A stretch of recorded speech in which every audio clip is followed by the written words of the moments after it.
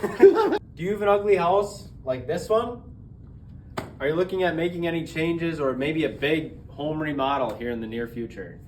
If so, I want you to listen to these crucial tips that I have to give to you guys. My name is Tyler Snyder. I'm the owner of the Community Builders. We are based out of La Crosse, Wisconsin, and we provide home improvement and new construction services around the area. I'm just gonna share with you guys 3 big tips that I've learned since becoming a contractor that has been just a game changer for me remodeling other people's houses and doing projects for them. Okay, first tip, hire someone you can trust.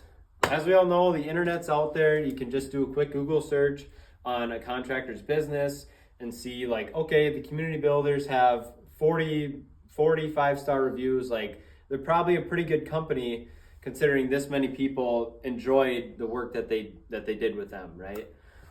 So do your background research. If you're going to be spending a ton of money, it's such a crucial point to go with somebody that you can trust rather than rely on the price that they may bid you. It's always kind of a good rule of thumb to go with somebody who is either in the middle or higher end, if you will, for if you get a bunch of different quotes. So you as the client, you take on a ton of risk because it's your money that you're spending. And so a good thing to do beforehand is asking a bunch of questions to your contractor to really get to know them for one, and then to see how much they understand about this project, how much they care about it.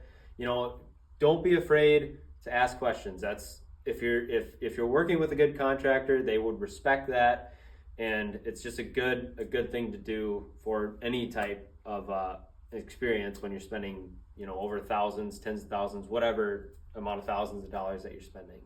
Okay, second tip here, don't cheap out on your project, which in summary may seem like spend a bunch of money because then we'll make a bunch of money.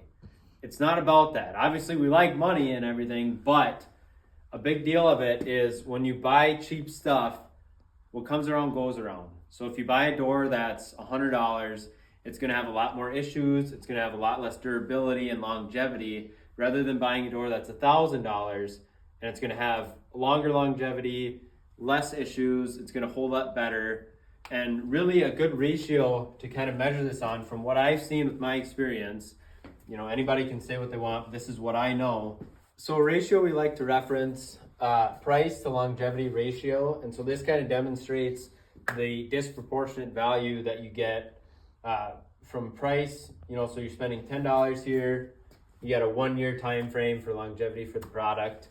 And then if you spend $20, you have a 3-year time frame. So as you can see, it's disproportionate because yes, you're spending double the amount here for whatever it is you're buying, but the time frame and how long it lasts is unequal to the price here. So this is a 3x return and this is a 2x. So this is pretty much why we try to steer customers towards the higher quality product, because it's going to last longer. There's more value in having a higher quality product. And so yes, we're trying to sell you better stuff, but it's for the better.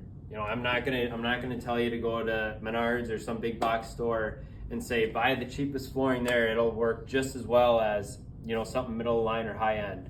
Like, you want to, if you're gonna be spending tens of thousands of dollars, buy something that's gonna last, so you don't have to deal with it again. You know, I would like to think if I am a homeowner, but if I'm someone spending that much money on a remodel, do it once and never again. Okay, the third tip, understand what is going on at all times. In other words, contracts.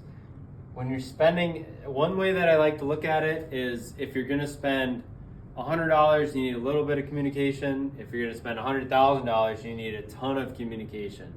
Because simplest put, there's just so many more steps that go into a $100,000 remodel versus a $100 remodel, of course. And so this was kind of a rude awakening for me when I first started doing contracting, was just not knowing, you know, forgetting something that was happening or something that was in our original talks.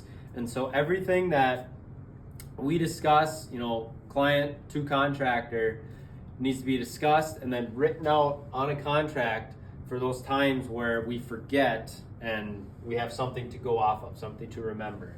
You know, it gets to be pretty ugly when there's a ton of money involved and then somebody forgets something and there's nothing in writing.